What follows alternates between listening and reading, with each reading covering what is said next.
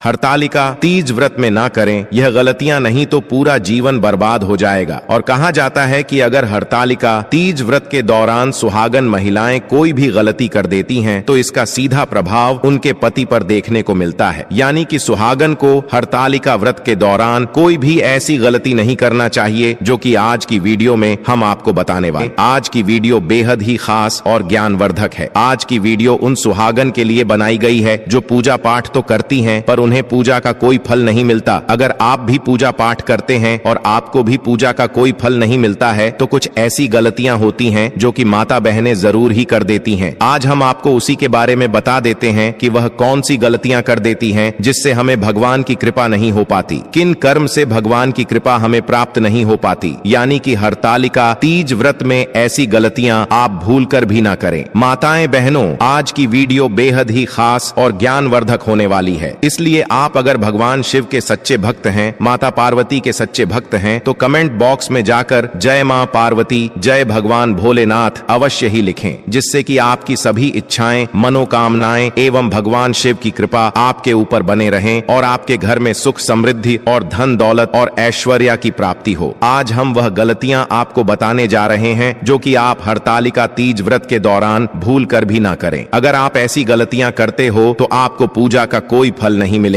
माताएं बहनें, उससे पहले आपको यह जानना बेहद खास है कि हरतालिका तीज व्रत कितनी तारीख को मनाई जाएगी। फिर हम जानेंगे वह कौन सी गलतियां हैं जो हर एक माता बहन पूजा पाठ करते समय यानी कि हरतालिका तीज व्रत के दौरान कर देती हैं, जिससे कि उन्हें कोई फल की प्राप्ति नहीं होती। इसलिए आप इस वीडियो को ध्यान से पूरा देखें और ध्यान पूर्वक सुने। चलिए जान लेते हैं सभी बातों को बारी बारी से। भगवान शिव व माता पार्वती को समर्पित हरतालिका तीज व्रत सुहागन के लिए बहुत ही खास होता है। हिंदू धर्म के अनुसार इस व्रत के प्रभाव से महिलाओं को अखंड सौभाग्य का आशीर्वाद मिलता है। जाने कब रखा जाएगा? व्रत हर साल भाद्रपद या भादो मास के शुक्ल पक्ष की तृतीया तिथि को हरतालिका तीज व्रत रखा जाता है। महिलाएं वैवाहिक जीवन में खुशहाली व अखंड सौभाग्य की प्राप्ति के लिए भगवान शिव व माता पार्वती की पूजा करती हैं। हरतालिका तीज व्रत मुख्य रूप से राजस्थान, मध्य प्रदेश, उत्तर प्रदेश, बिहार और झारखंड में रखा जाता है। हरतालिका तीज को बड़ी तीज कहते हैं। इस तीज से पहले हरियाली और कजरी तीज मनाई जाती हैं। इस साल कब है हरतालिका तीज? इस साल हरतालिका तीज 6 सितंबर 2024 को मनाई जाएगी। तृतीया तिथि 5 सितंबर को दोपहर 12 बजे से 6 सितंबर दोपहर 3 बजे तक रहेगी। पूजन के लिए यह समय सबसे शुभ है। तीज पूजन के लिए सुबह का समय सबसे शुभ माना गया है।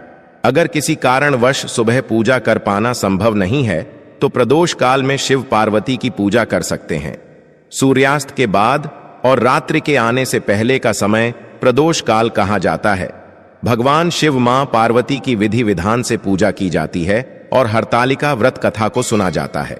हरतालिका तीज व्रत का महत्व मान्यता है कि हरतालिका तीज करने से अखंड सौभाग्य की प्राप्ति होती है। इस दिन सुहागन महिलाएं निर्जला व्रत रखकर पति की लंबी आयु की कामना करती हैं। हरतालिका तीज व्रत 2024 शुभ मुहूर्त। हरतालिका तीज के पूजन का शुभ मुहूर्त 6 सितंबर की सुबह 7 बजे से 10 बजे तक रहेगा। पूजन की कुल अवधि 3 घंटे की है। हिंदू धर्म में सिंदूर को सुहाग का प्रतीक माना जाता है। इसे पति की लंबी उम्र से जोड़कर देखा जाता है, इसीलिए महिलाएं इसे हर दिन अपनी मांग में सजाती हैं। हरतालिका तीज पर महिलाओं को सिंदूर का अनादर भूलकर भी नहीं करना चाहिए। सिंदूर दान को इधर उधर रखने की बजाय संभाल कर रखना चाहिए। हरतालिका तीज पर अपने से बड़ी महिलाओं जैसे सास नदत या फिर जेठानी आदि का अपमान नहीं करना चाहिए। रिश्ते में बड़ी इन महिलाओं से अखंड सौभाग्य का आशीर्वाद मिलता है, इसीलिए तीज वाले दिन इनका दिल नहीं दुखाना चाहिए, वरना यह महिलाएं आपसे अपशब्द भी कह सकती हैं जो अशुभ माना जाएगा। हरतालिका तीज पर सुहागिनों को काले कपड़े और काली चूड़ियां नहीं पहननी चाहिए। इस दिन लाल या पीला श्रृंगार शुभ माना जाता है, काला रंग अशुभ माना जाता है। हरतालिका तीज पर महिलाओं को काले रंग से खासकर बचना चाहिए, वरना आपकी शादीशुदा जिंदगी में खटास आ सकती है। खुशहाल जिंदगी के लिए पीला या लाल रंग पहने चाहिए। हरतालिका तीज का व्रत रखते समय किसी को भी गलत नहीं बोलना चाहिए और ना ही मन में किसी के लिए गलत ख्याल लाने चाहिए। इस दिन जितना हो सके दूसरों की मदद और उनकी भलाई करनी चाहिए। इस दिन पति की लंबी उम्र के लिए व्रत रखा जाता है, तो पति से किसी भी बात पर झगड़ना नहीं करना चाहिए और ना ही उसको गलत बोलना चाहिए। इस तरह के व्यवहार से दोनों का रिश्ता बेवजह खराब हो सकता है। हरतालिका तीज पर शिव पार्वती की पूजा करने से पहले उनके पुत्र और प्रथम पूज्य गणपति की पूजा सबसे पहले करना। पुत्र से पहले की गई पूजा को शिव पार्वती भी स्वीकार नहीं करते हैं और प्रसन्न होने की बजाय नाराज हो सकते हैं। इस तरह से आपका व्रत अधूरा रह सकता है। इस दिन व्रत रखने वाली महिलाओं को क्रोध नहीं करना चाहिए, इसीलिए महिलाएं हाथों में मेहंदी लगाती हैं ताकि उनका दिमाग ठंडा रहे। व्रत नहीं तोड़ा जाता।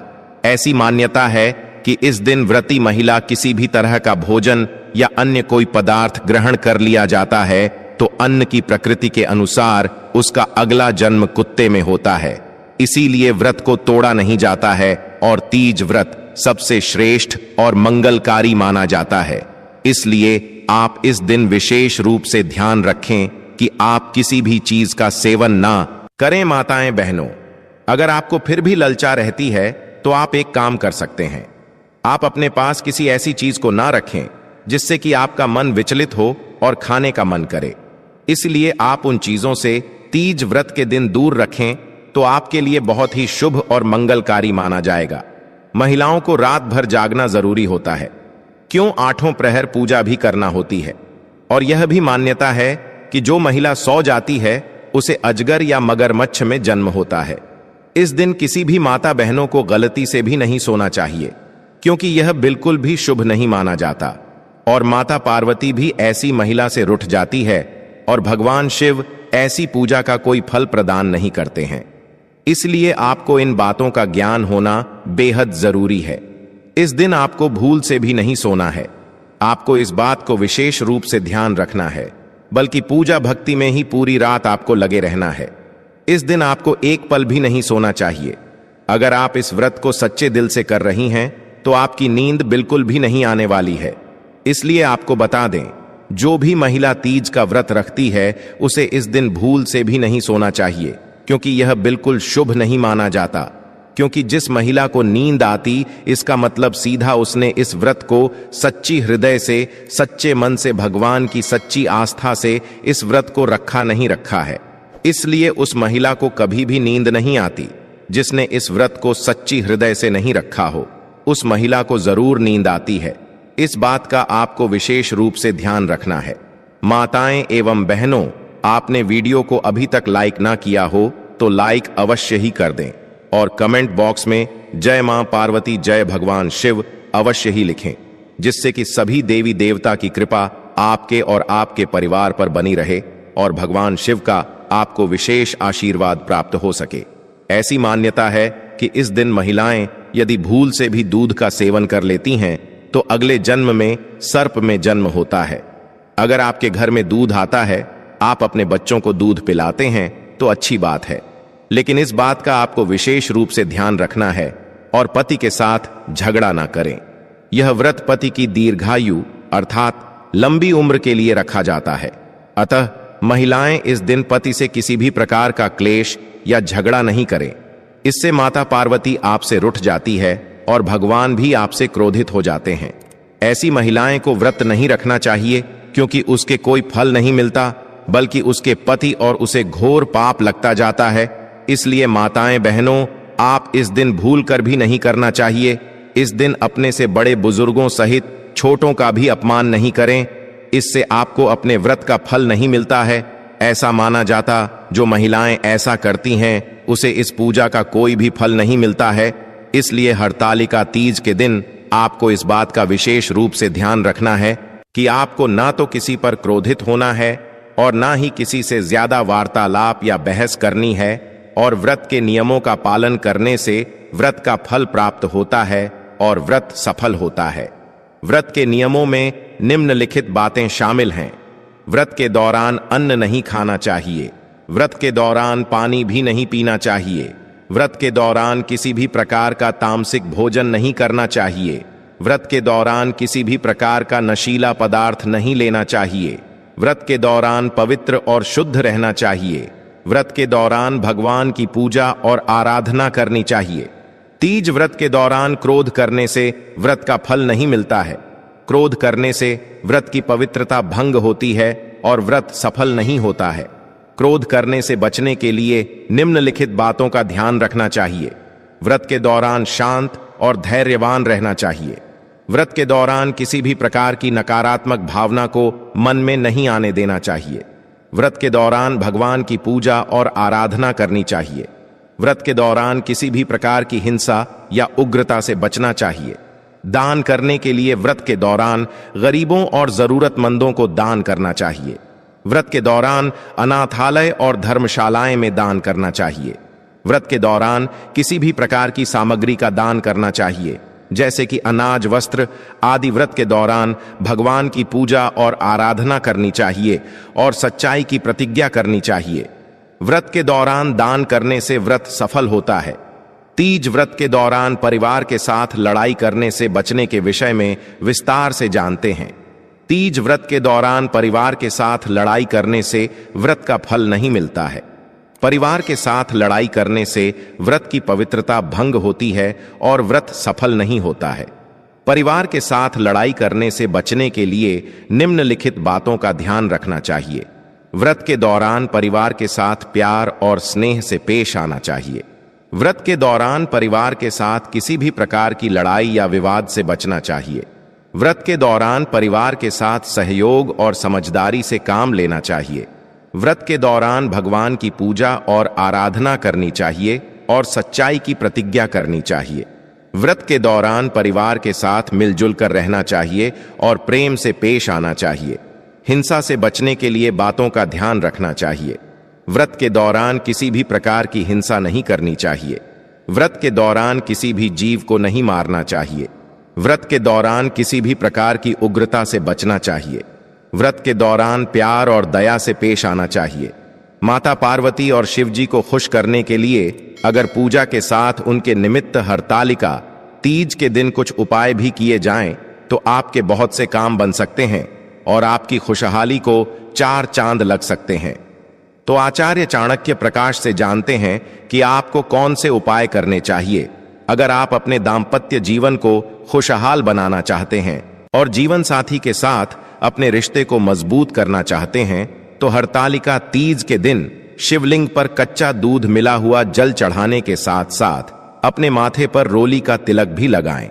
अगर आप अपने जीवन साथी को आर्थिक रूप से मजबूत देखना चाहते हैं तो हरतालिका तीज के दिन भगवान शिव को नमस्कार करके उन्हें आंख के 5 फूल चढ़ाकर शिव चालीसा का पाठ करें। अगर आप अपने जीवन में फलों की प्राप्ति और हर क्षेत्र में तरक्की चाहते हैं तो हरतालिका तीज के दिन किसी जरूरतमंद को अनाज भेंट करने के साथ ही शिव जी के इस मंत्र का जाप करें। मंत्र है ओम नमः शिवाय। अगर आप अपने शरीर को तंदुरुस्त बनाए रखना चाहते हैं तो हरतालिका तीज के दिन शिवलिंग पर शुद्ध जल चढ़ाने के साथ साथ शिवजी को नारियल से बनी मिठाई का भोग लगाएं। साथ ही 11 बार ओम नमः शिवाय का उच्चारण करें। अगर आप अपने किसी काम में पूरी तरह से सफलता पाना चाहते हैं तो हरतालिका तीज के दिन दूध, दही, शहद, गंगा जल और शक्कर मिलाकर पंचामृत बनाएं और उससे भगवान शिव को भोग लगाएं और उसमें से थोड़ा सा भोग बचाकर रख लीजिए। बचे हुए भोग को किसी गाय के बछड़े या किसी बैल को खिला दीजिए। अगर आपके वैवाहिक जीवन में कोई परेशानी आ रही है तो उसका हल पाने के लिए हरतालिका तीज के दिन पानी में गंगा जल के साथ केसर भी डालियो और थोड़ी मात्रा करके 7 बार में शिवलिंग पर अर्पित कीजिए। अगर आपके जीवन साथी का कोई महत्वपूर्ण काम बहुत दिनों से अटका हुआ है तो हरतालिका तीज के दिन शाम के समय अपनी कामना पूर्ति के लिए शिव मंदिर में तेल का एक दीपक जलाने के बाद मंत्र का जाप करें। अगर आपके घर में लड़ाई झगड़े होते हैं तो हरतालिका तीज के दिन शिव शंभू का नाम लेते हुए बेलपत्र के तने पर थोड़ा सा गाय का देसी घी चढ़ाएं। साथ ही दोनों हाथ जोड़कर बेलपत्र को प्रणाम करें। अगर आप अपनी संतान की तरक्की चाहते हैं, उसके जीवन में खुशहाली देखना चाहते हैं तो हरतालिका तीज के दिन 21 बेलपत्र लेकर साफ पानी से धोकर उन पर रोली से टीका करके शिवलिंग पर चढ़ाए और हर बार एक बेलपत्र चढ़ाते समय गायत्री मंत्र का जाप करें। गायत्री मंत्र है एयु एम भूर भूव स्व तत्सवितुर्वरेण्यम भर्गो देवस्य धीमहि धियो योन प्रचोदयात्। अगर आपके दाम्पत्य जीवन में मधुरता कम हो गई है तो मधुरता बढ़ाने के लिए हरतालिका तीज के दिन केले के टुकड़ों को शहद में डुबोकर शिवलिंग पर चढ़ाएं और ओम नमः शिवाय का 108 बार जाप करें। उस व्यक्ति की हर एक मनोकामना 24 घंटे के अंदर पूरी हो जाती है और उसे मनचाहा समस्या नष्ट हो जाती है। माताएं एवं बहनों, अगर इस दिन तुलसी से जो भी मांगेगा उसकी मनोकामना 24 घंटे के अंदर पूरी हो जाती है। फिर आप चाहे कुछ भी क्यों ना मांग लें। माताएं एवं बहनों, आप सभी को हम एक और उपाय बताते हैं। व्रत के दिन रात्रि में जागरण करना चाहिए और भगवान शिव और माता पार्वती की भक्ति करनी चाहिए। इससे व्रत सफल होता है और भगवान शिव और माता पार्वती प्रसन्न होते हैं। माताएं एवं बहनों, आप सभी को हम बताते कि आपने अभी तक वीडियो को पूरा देखा है तो आप वीडियो को बीच में छोड़कर ना जाएं, क्योंकि अब हम आपको हरतालिका तीज व्रत की वह कथा सुनाने जा रहे हैं जिसको सुनने से सभी मनोकामना इच्छाएं पूरी हो जाती हैं। इसलिए आपको पूरे ध्यान से इस कथा को अवश्य सुनना चाहिए, जिससे कि आपकी हर एक मनोकामना पूरी हो जाए और आपको लाभ की प्राप्ति हो। चलिए जान लेते हैं हरतालिका तीज व्रत कथा। हरतालिका तीज यह पौराणिक कथा शिवजी ने मां पार्वती को सुनाई थी। इसी कथा में मां पार्वती को उनका पिछला जन्म याद दिलाया था। हे गौरा, पिछले जन्म में तुमने मुझे पाने के लिए बहुत छोटी उम्र में कठोर तप और घोर तपस्या की थी। तुमने ना तो कुछ खाया और ना ही पिया, बस हवा और सूखे पत्ते चबाए। जला देने वाली गर्मी हो या कंपा देने वाली ठंड, तुम नहीं हटी। बारिश में भी तुमने जल नहीं पिया। तुम्हें इस हालत में देखकर तुम्हारे पिता दुखी थे। उनको दुखी देखकर नारद मुनि आए और कहा कि मैं भगवान विष्णु के भेजने पर यहां आया हूं। वह आपकी कन्या से विवाह करना चाहते हैं। इस बारे में मैं आपकी राय जानना चाहता हूं। नारद जी की बात सुनकर आपके पिता बोले, अगर भगवान विष्णु यह चाहते हैं तो उन्हें कोई आपत्ति नहीं, परंतु जब तुम्हें इस विवाह के बारे में पता चला तो तुम दुखी हो गई। तुम्हारी एक सहेली ने तुम्हारे दुख का कारण पूछा तो तुमने कहा कि मैंने सच्चे मन से भगवान शिव का वर्णन किया है, किंतु मेरे पिता ने मेरा विवाह विष्णु जी के साथ तय कर दिया है। मैं विचित्र धर्म संकट में हूं।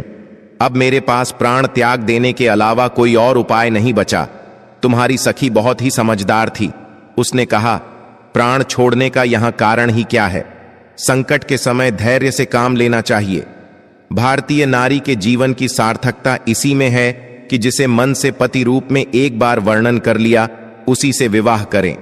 मैं तुम्हें घनघोर वन में ले चलती हूं, जो साधना स्थल भी है और जहां तुम्हारे पिता तुम्हें खोज नहीं पाएंगे।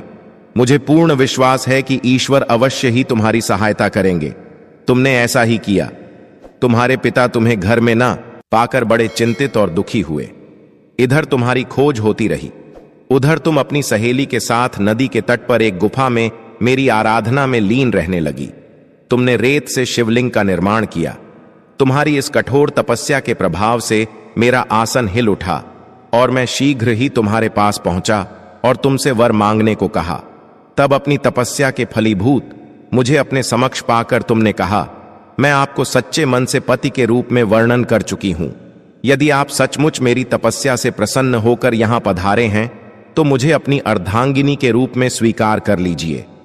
तब तथास्तु कहकर मैं कैलाश पर्वत पर लौट गया। उसी समय गिरिराज अपने बंधु बांधव के साथ तुम्हें खोजते हुए वहां पहुंचे। तुमने सारा वृतांत बताया और कहा कि मैं घर तभी जाऊंगी अगर आप महादेव से मेरा विवाह करेंगे। तुम्हारे पिता मान गए और उन्होंने हमारा विवाह करवाया। इस व्रत का महत्व यह है कि इस व्रत को पूर्ण निष्ठा से करने वाली प्रत्येक स्त्री को मनवांछित फल देता हूं। इस पूरे प्रकरण में तुम्हारी सखी ने तुम्हारा हरण किया था, इसलिए इस व्रत का नाम हरतालिका व्रत हो गया। इस व्रत से जुड़ी एक मान्यता यह है।